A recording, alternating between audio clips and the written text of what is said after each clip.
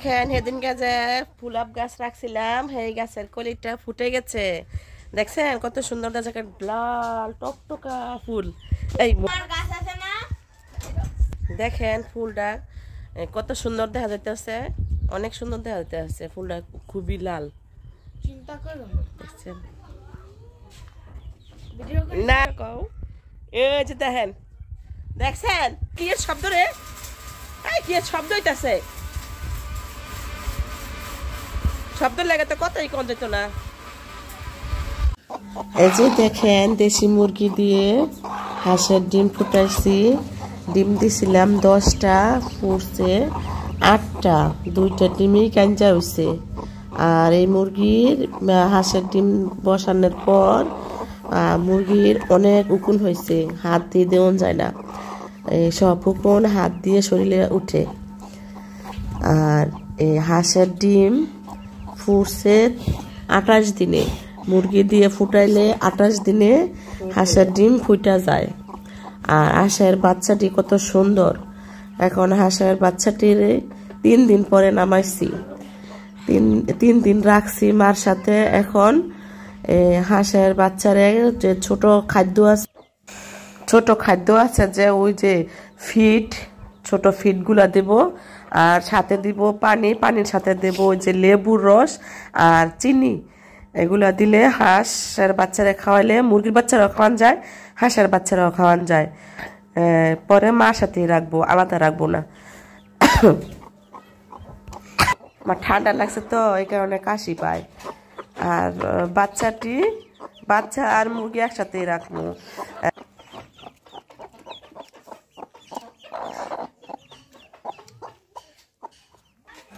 আর এইদিকে এই মুরগির লগে 6টা বাচ্চা ফুটছে, 6টাই আছে।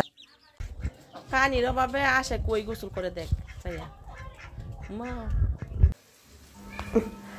আর এইদিকে আমি যে হাঁসগুলো পালি, এই সেখান থেকে একটা চীনা হাঁস জবাই করা হয়েছে।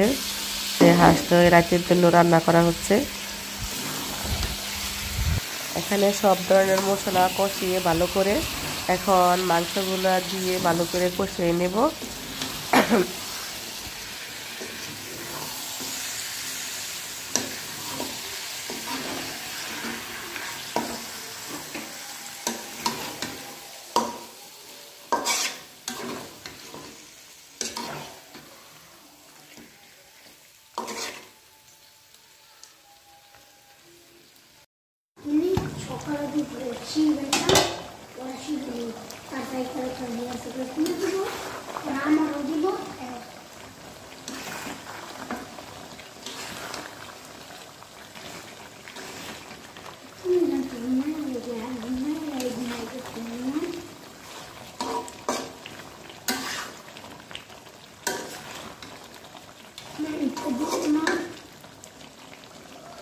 এই জাল দিছি আজকে তরকারি।